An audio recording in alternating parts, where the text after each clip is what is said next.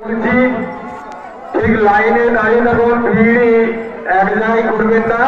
আমাদের এরপরে আরো দুটো তিনটে খুব বড় বড় আছে, অর্থাৎ শিব ঠাকুর নিয়ে প্রবেশ করবে, তখন আরো ভিড় জমে যাবে। সবাইকে অনুরোধ করছি যে যার জায়গা নিয়ে ঠিক পাশে পাশে দাঁড়িয়ে যান, ঠিক জায়গা নিয়ে পাশে পাশে দাঁড়িয়ে যান।